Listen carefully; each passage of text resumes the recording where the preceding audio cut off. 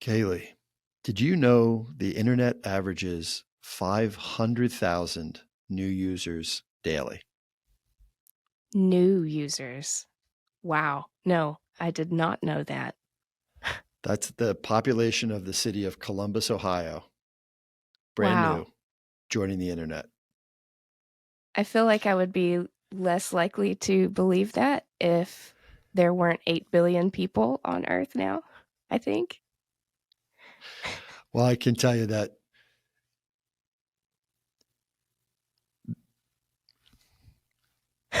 Can you?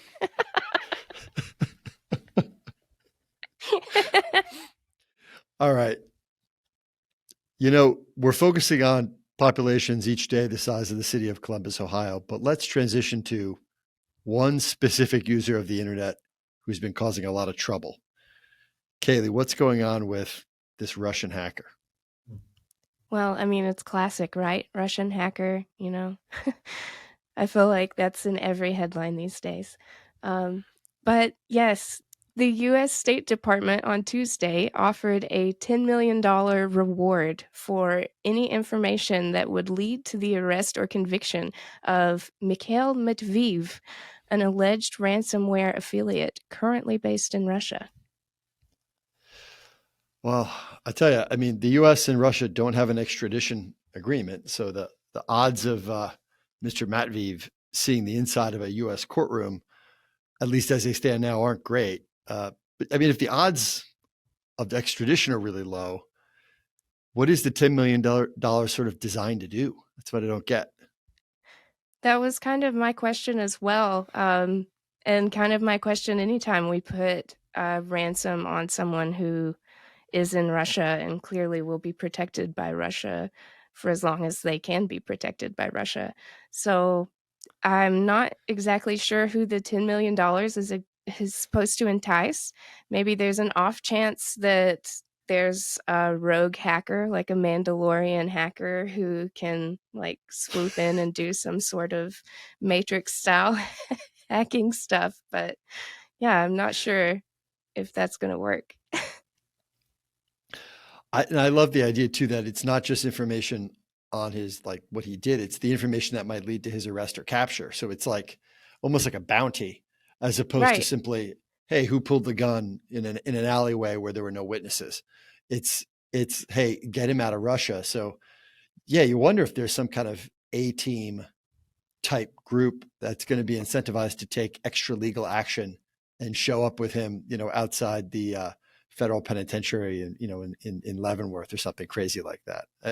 It's an right, odd thing for the government to, to incentivize, but right because there's really no way to do it. I don't know how you would get him out right. of there legally. Uh, And whether they would even allow that to happen unless you pulled some like MI5 CIA secret agent stuff, you know? But I love the idea though of there's some team right now like studying psychology at the University of Florida or UCF or something, and they feel they've cracked the code for social engineering for the good guys, and they conduct some very elaborate catfishing scheme where they get him to come to like the next Taylor Swift concert in the U.S. and instead they're waiting out there in a van, and they put him in there. You know, Right. I think somehow Taylor Swift could maybe get involved in this. What's the one thing that can motivate people across the world to leave their protective enclaves?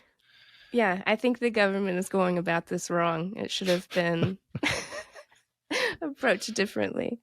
But yeah, like the thing that bothered me the most about the whole scenario is he clearly doesn't care about what the government what any American thinks, but it's kind of like he's fully giving a middle finger to the government. Like, what are you going to do?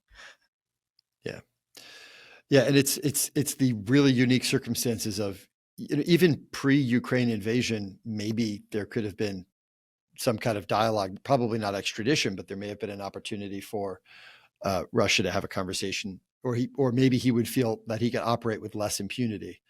Mm, But now, because of the sort of open hostilities, all this sort of bad criminal acts that are clearly happening. I mean, these are criminal acts that are occurring cross border, there's no dispute about the fact that the criminal, maybe he has a dispute that it's him, but he's essentially taking credit for this stuff, for at least a lot of it.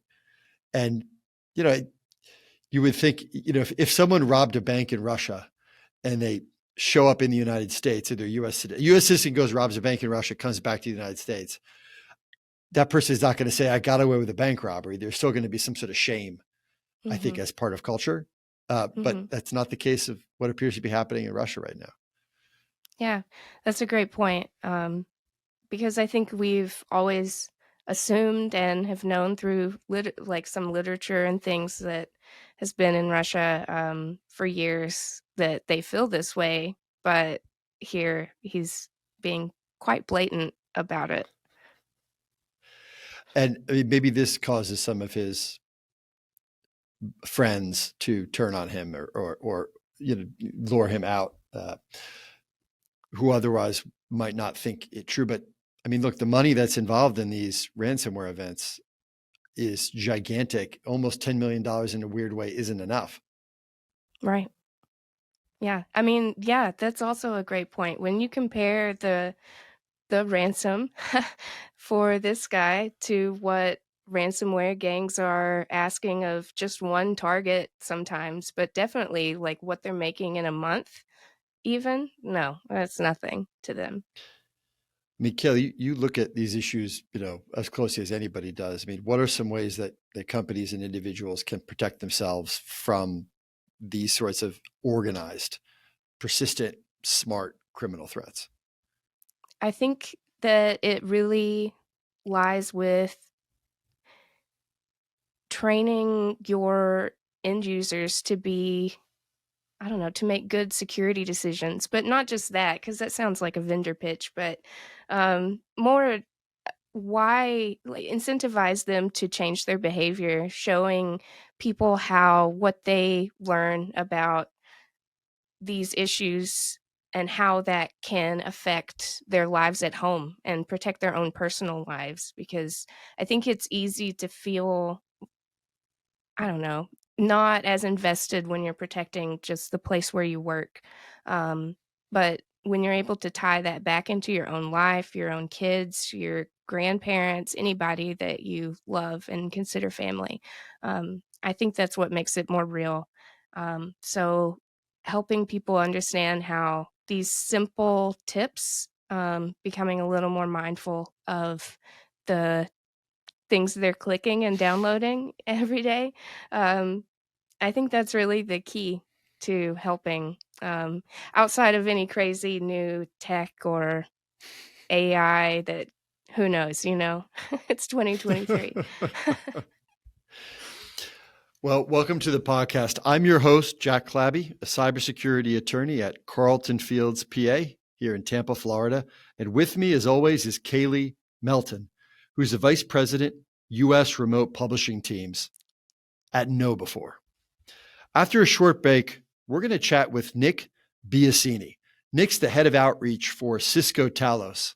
He's also, I'm told, a connoisseur of some of the world's greatest coffees. Stay alert. We'll be right back. Welcome to No Password Required, a monthly conversation that introduces you to some of the top talent in the world of cybersecurity.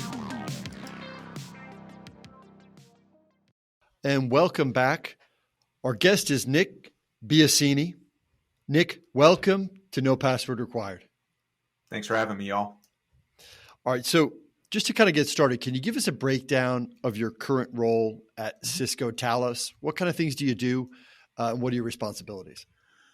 So historically, I was a threat researcher focused primarily on public-facing research. So the stuff that shows up on the blog or shows up in a white paper, shows up at a conference. Now I actually run the team of threat researchers. So I lead a global team of threat researchers that are focused on the public side of research. So if you see a blog that comes out of Talos, you see Talos quoted in the media, you see a presentation out of Talos, odds are that's either from my team or my team is involved in some way.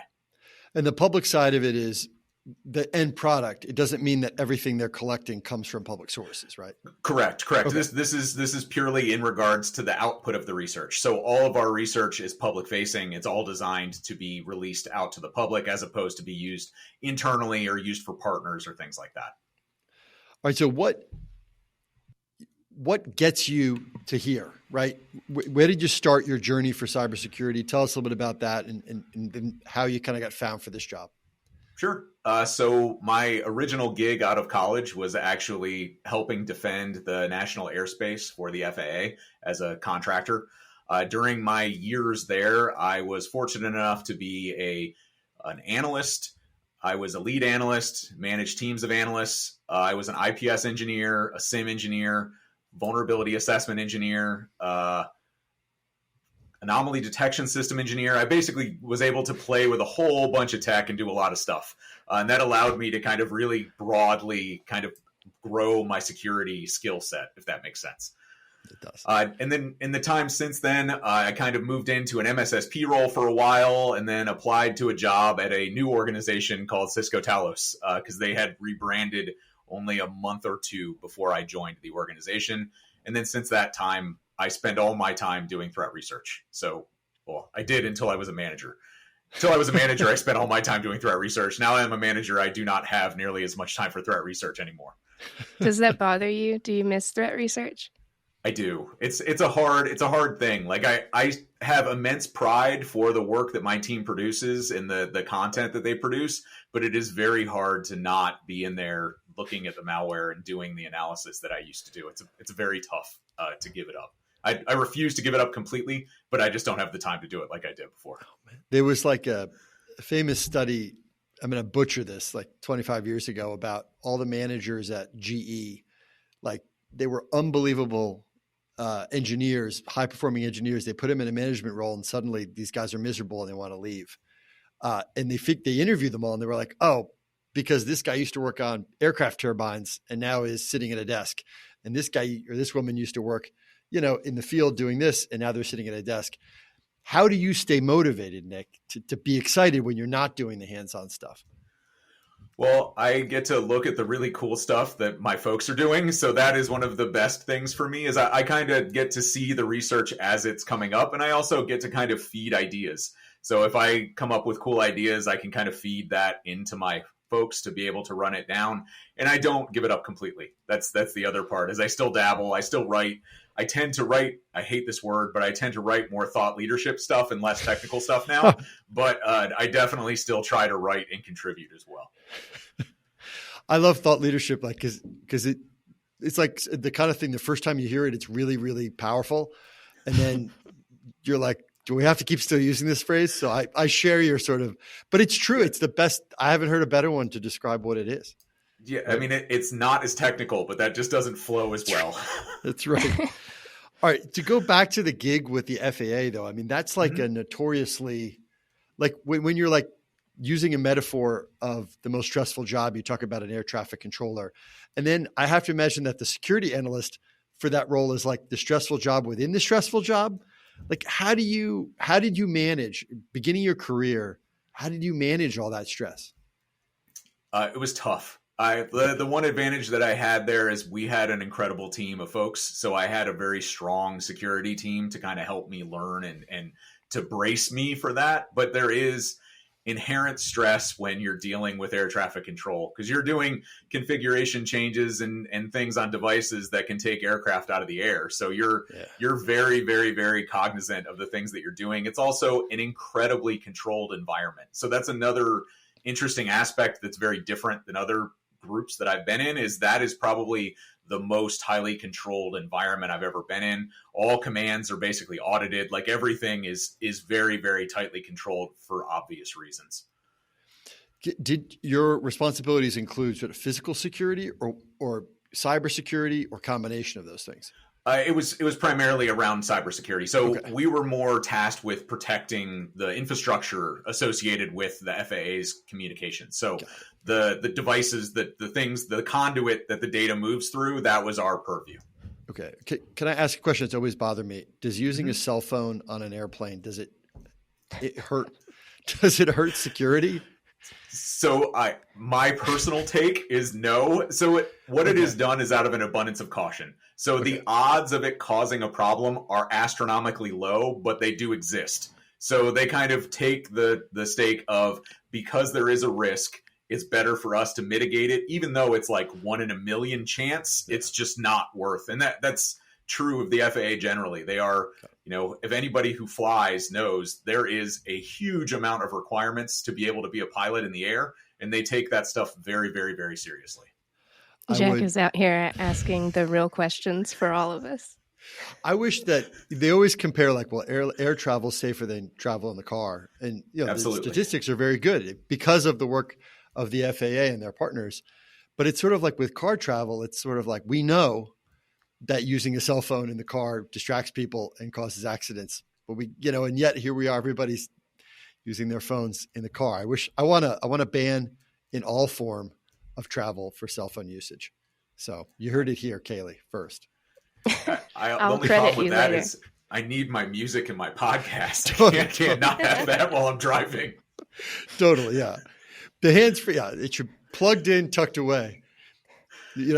Plugged in, tucked away, I think. But yeah, exactly. I want to access all that stuff with voice commands or something like that.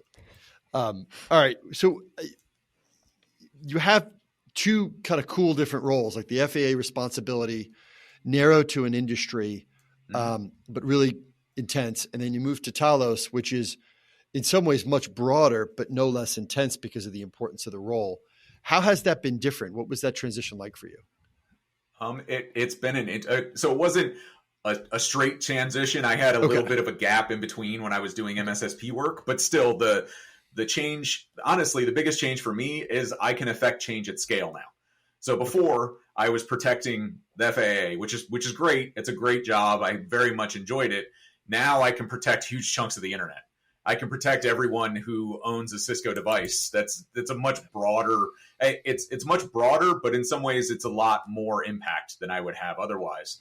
Additionally, because I can speak publicly, I have the ability to kind of shift narrative a little bit. So I can say the things that I've always wanted to say, but say it in a manner that actually can try and affect change or make a difference. And that's a big thing for me as well. That's great. Yeah, that's true because people listen to you when you talk, right? I mean, that's what's really kind of cool about it from the position that you're in. When Cisco Talos says something, people are going to respond. You can nudge, you can shove, and you have an impact. That must be a fun thing to see. It has its pluses and minuses. I mean, you have to deal with press, which can always be entertaining and different. It's a good thing and a bad thing. So there's pluses and minuses to that, like there is to everything else. Is this something that you thought you would do, like public speaking and?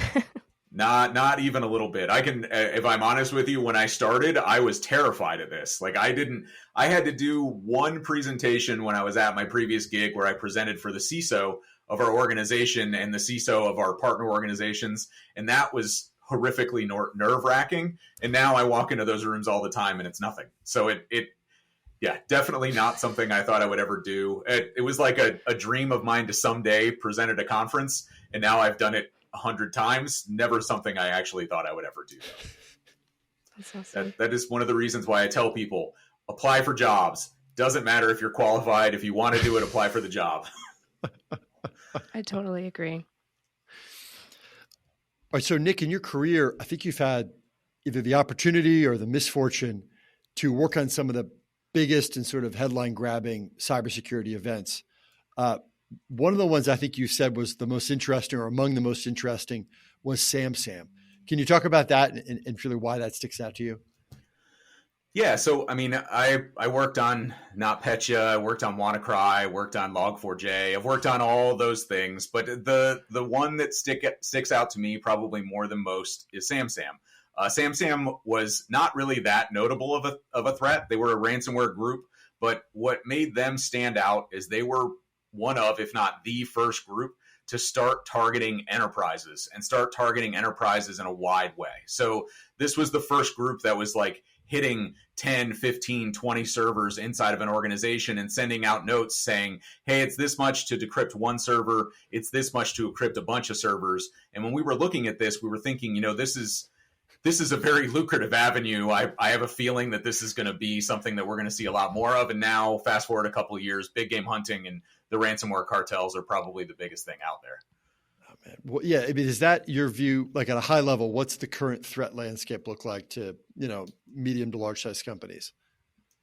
I mean, so if you're in one of the areas where a state-sponsored group is going to be coming after you, that probably should be your highest concern. But that's by far, that's not everyone. For everyday consumers, it is by far and away ransomware and extortion cartels. Instead of them having to break into your network, they're just basically looking opportunistically for wherever they can get in. So they are, without a doubt, the most challenging thing that enterprises face. On top of that, they're not bad. Like, these folks know what they're doing. Okay. You're not dealing with unsophisticated adversaries here. You're dealing with folks who are creative, they're adaptive, they're able to kind of think on their feet and move and pivot as they go. This isn't someone who's just running a script and being done. A lot of the times, these are folks that know what they're doing. Nick, where are they and where are they getting the training? Like, where are they learning these skills? So in a lot of regions of the world, a lot of education is free, and you get a lot of education in a lot of areas and a lot of varying skill levels. So you have a lot of ability for a lot of very, very highly talented people. And let's be honest, there are certain regions of the world where the economies aren't great, where job prospects aren't great. And if you have this particular skill set, you can leverage it into a very, very lucrative career. And for a lot of people, it's really their only option. It's just like, to go back to the ransomware, like for larger companies that are the target of ransomware, at least in my own practice, I've seen mostly double extortionate. Right now it's ransomware locking it up and taking things in, threatening to turn them over. Is there still is the first kind of ransomware, the old plain vanilla lock it up ransomware, is that still happening? Like at a high level? It does still happen. I will say that we're seeing more and more extortion only plays in environments as opposed to doing ransomware. And if you think about it logically, it kind of makes sense. If you're going to deploy ransomware, you likely need domain admin. You likely need to deploy software on a whole bunch of systems and get very, very high levels of access. If you're just doing exfiltration, you can kind of hang around and poke around and not do super noisy things that allows you to kind of exfiltrate that data. Additionally, there may be breach reporting requirements that they could potentially sidestep based on what they're doing or what they're not doing. So that is, again, these folks are very, very keen. Like we see in chat logs, they bring up what their revenue is, what their annual revenue is, what their cash is, how much they pay out their CEOs and stuff like that. They're very knowledgeable of the systems that they're going after. So they're going to use that stuff against you. Some of them can even know the insurance limits. It's not at all surprising. They've probably run into them a lot, unfortunately. Oh, we know who you're using. Here's the limit. Yeah, that's wild. What? So, all right. As part of the work that you've done in this space, though, I think you've said the most difficult phone calls to make are the ones that involve lawyers. What is it about lawyers that makes it more difficult? Well, so that's from my own personal preference, because if I'm involving lawyers, there is bad things afoot. That is basically what it is. It has nothing to do. I like lawyers. Lawyers are great. Lawyers protect me. I love lawyers. But it's not always a good day when it's like I need to go talk to a lawyer. That's not always the best conversation to have. Did Jack pay you to say that you love lawyers? Nobody likes lawyers, but everyone likes their lawyer. It's like Congress. Nobody likes Congress, but if you ask them about their own congressperson, you're like, oh, she's pretty good. We like what she's doing. That's true. We have to begin a lot of my conversations with, it's really nice to meet you, but I'm sorry it's under these circumstances. Well, I think, Nick, one of the things that your research, I believe, uncovered, and I think you named, was this concept of domain shadowing. Mm-hmm. Can you just talk about for the audience, what is domain shadowing and a little bit about the discovery? Yeah, that was one of my first big discoveries when I started becoming a threat researcher. So at the time, I was heavily researching exploit kits, which aren't super common anymore, but back 5, 6, 7 years ago was incredibly prevalent on the threat landscape. And part of that is using domains to host your exploit kit, right? So what I found was adversaries, instead of registering their own domains, were compromising registrant accounts and then registering a bunch of subdomains under their main domains. So that allows them, instead of having to go out and register domains, if they're lucky, they compromise a registrant account that owns 500 domains. And they can sit here and create hundreds, if not thousands, of subdomains and use that as a mechanism to host exploit kits. And we ended up seeing this get more widely adopted into like other threat landscape or areas of the threat landscape where other groups started to do this. But then once whois information disappeared, we don't see it as much anymore. It's still out there, but once whois information became largely private, you didn't see as much easy targeting. Like if you have an email address you can go after, that's something for you to go hunt and try and get access to. Got it. Oh, that's really cool. It seems like it would have really wide-reaching negative consequences for phishing in general as well, because, if you have taken over a domain, you can easily make it look like something you're sending comes from that exact domain. Yep, exactly. And from a reputation perspective, right? You're not having to start from scratch. You're building off of the reputation of that core website. So if you happen to compromise a website that's been around for 6 years, even though you're not compromising the website, you just have access to the domain. Because it's a subdomain, it's going to build off of the reputation of that original domain. Part of the research that your team does is opportunistic, or a lot of it is. Can you talk about that, sort of that nature? Yeah. So there's kind of two ways that things go. I would say it's either hair on fire or take your time.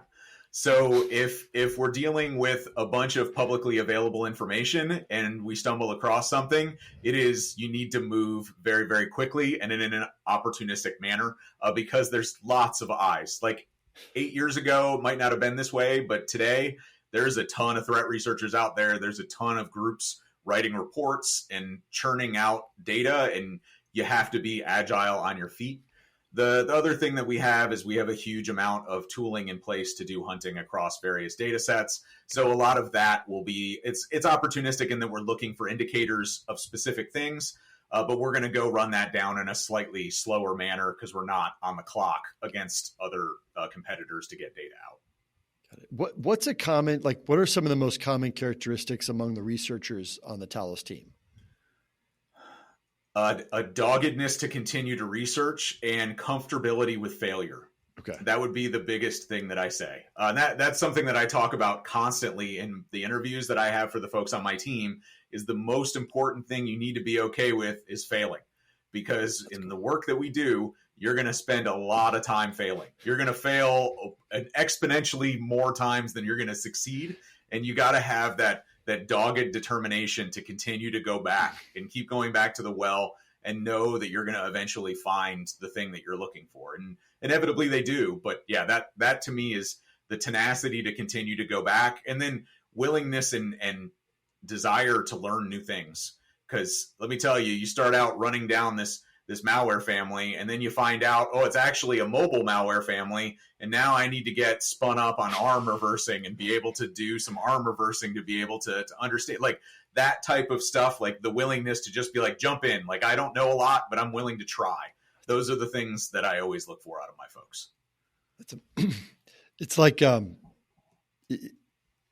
being, understanding that if I'm going to swing and miss 100 times, that when I connect is going to be that much more fun, right? Like, we're going to get there and we're going to fail a million times along the way, but we're going to just focus on the wins and not dwell on the losses. That's great. What a great concept. There's nothing more frustrating than spending like 4 days running something down and then realizing it's just a red team that's doing it and there's nothing you can do about it. It's like, this is just a red team doing an exercise. Great. I wasted 4 days. Let me go back and start over again. All right. Just to go back to the sort of outset, even before your career really started, can you tell us, you had a technological curiosity, probably as a young person. Can you give us an example maybe of a time when your technological curiosity landed you in hot water? Yes, absolutely. So when I was, I want to say like 8 or 9, when I was young, we had I'm dating myself here, but we had a Gateway computer. I don't know if anybody remembers Gateways from back in the day. Yes. The cow print, right? The cow print boxes. Yes. Oh, those are, that was like one of the first big computer. That was like pre-Dell, like that wave of computers. Awesome. But I had one of those with a whopping 4 megabytes of RAM, I think. But what happened was my mom left for the day, and when she came back, I was curious how it worked, so I ripped it completely apart and tore all the parts out of it, like disassembled the entire thing. She was none too happy because, as those of you that know what gateway computers are, they were not cheap. It was quite a thing to have a computer. Luckily, I was able to put it back together, but she was none too happy about my curiosity at that point. But yeah, I've always been like that. I've always been like tinkering with stuff, taking stuff apart is kind of how I've always been. Do you think that her anger spurred you to be better at putting it back together? Do you think maybe if she hadn't gotten mad, that you would have never even gone through this whole career?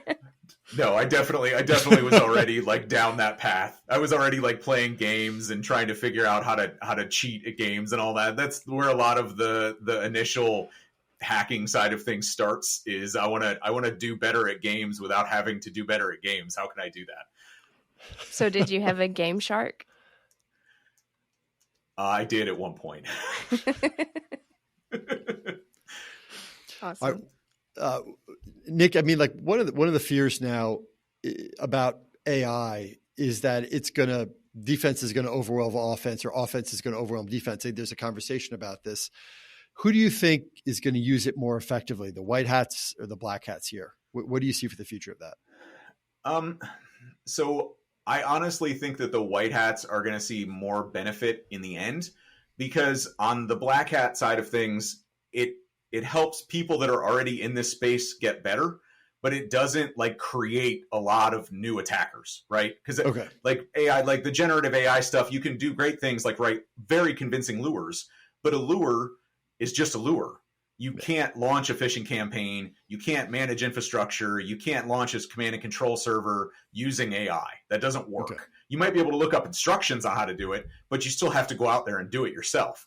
So the big thing that you're going to see on the adversary side is we're going to see lures get a lot better. We're going to see adversaries that weren't sophisticated be a lot more sophisticated. But I think from a defender perspective, it can help a lot. Junior analysts now suddenly have a much better capability to be able to do higher level work. Maybe you don't have to have your senior analysts reviewing as closely, or it allows them to maybe do a little bit more deeper hunting. Got it.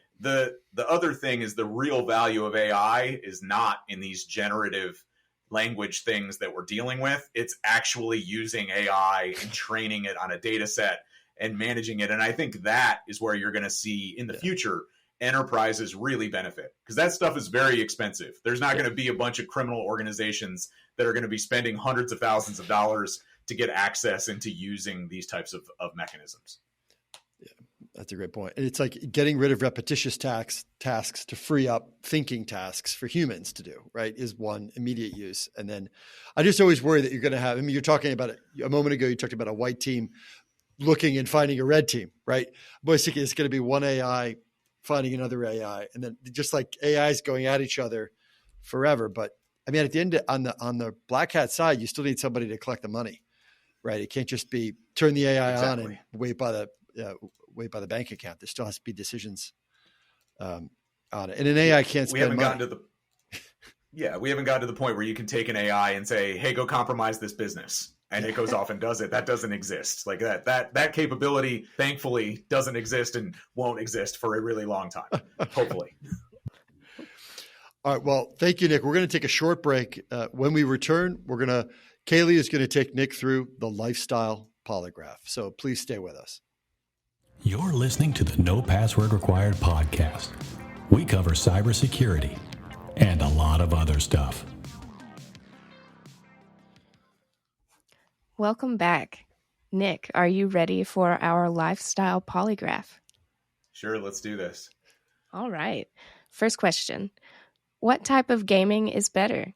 In-person console stuff from early childhood, or the modern computer-based stuff where you can game with people around the world? So I'm nostalgic, so I will go with old school gaming on the couch, because it's much easier to throw stuff at people that are sitting next to you than yell at people that are across the planet. I really like that answer. I didn't expect the latter part. I really appreciate that. Is your like normal rig when you're doing research, or is it like 5 computers? Like, is it like what I would imagine from like a movie? Do you have like I only have 2 monitors all over the place? Okay. I only have 2 monitors now. I'm a manager now. I don't need 5 monitors anymore. I only need a couple.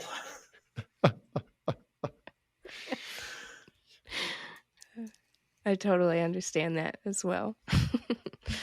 All right. Number 2. Is there a band that you've never seen live that you would jump at the opportunity if they were to go on tour again? Absolutely. Rage Against the Machine, without a doubt. They are one of my only bands on my bucket list that I never got a chance to see. And oddly enough, I started listening to them 1 week after they played a small club show in the town that I lived in at the time. So I missed out, just missed out on my one opportunity to see them. Oh, man. That's awful. I'm so sorry. I've got Oh, no. No, please.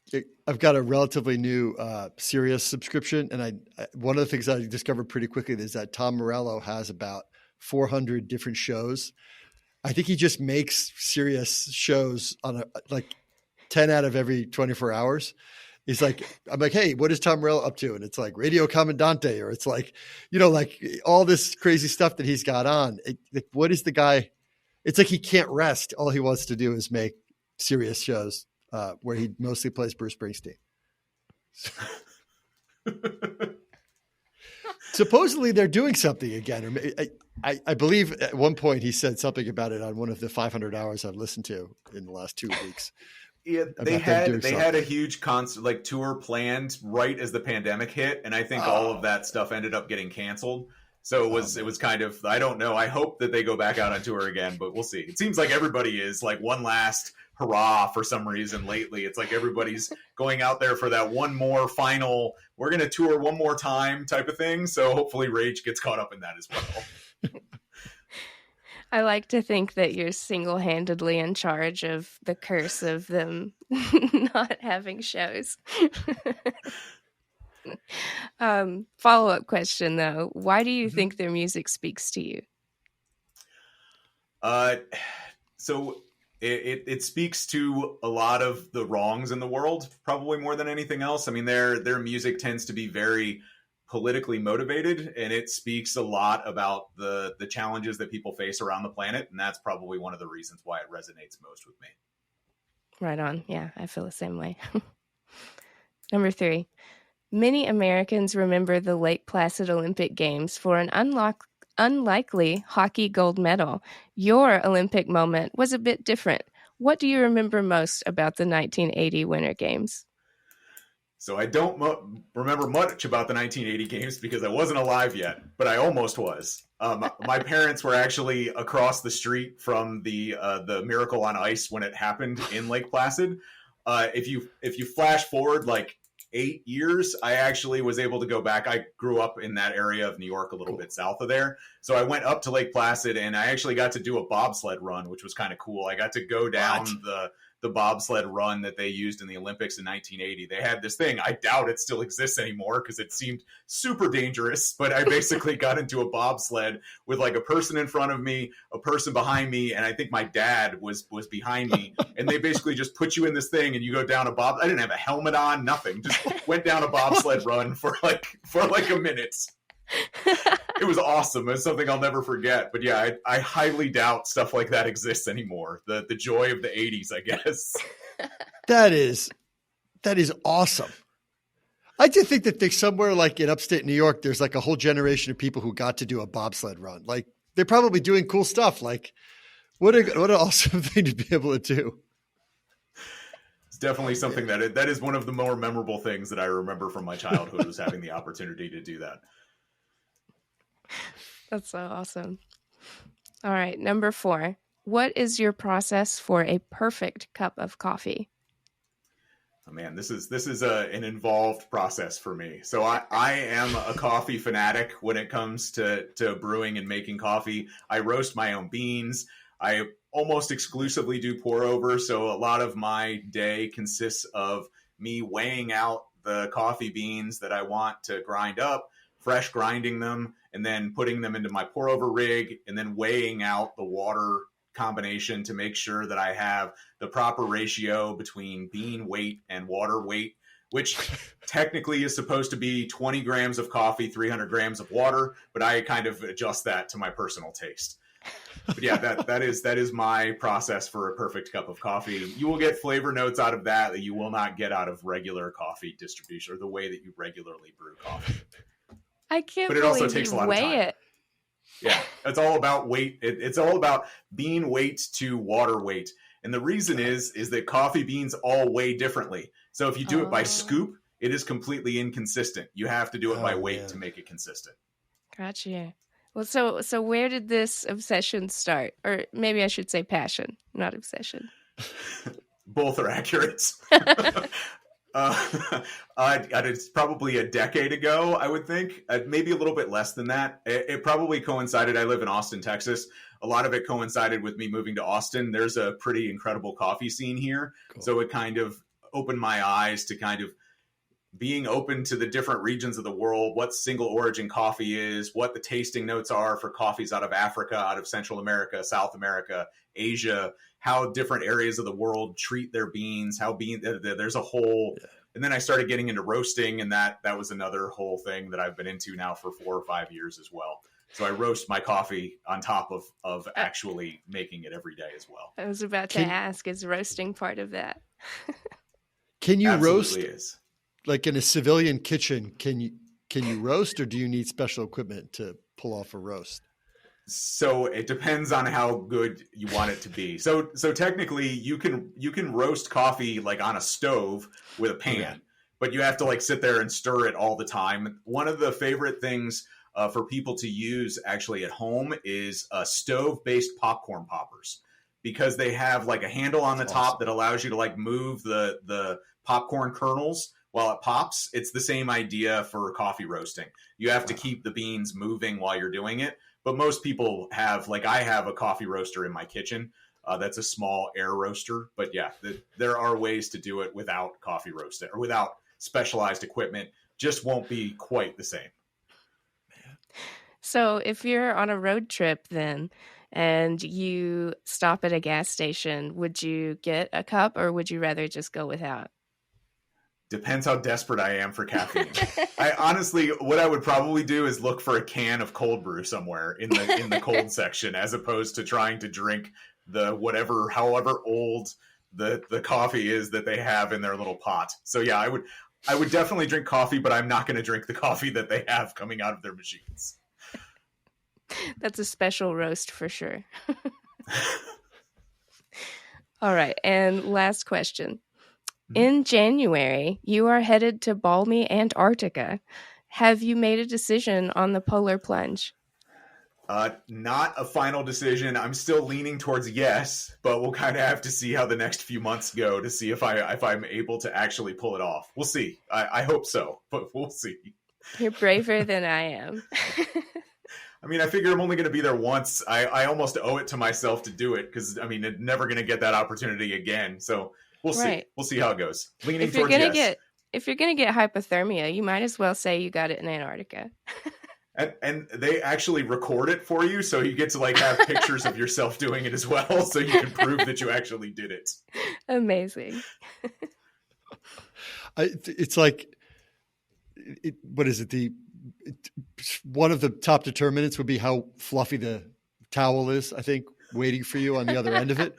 If you're just like putting your own clothes back on again, I think it's a hard no.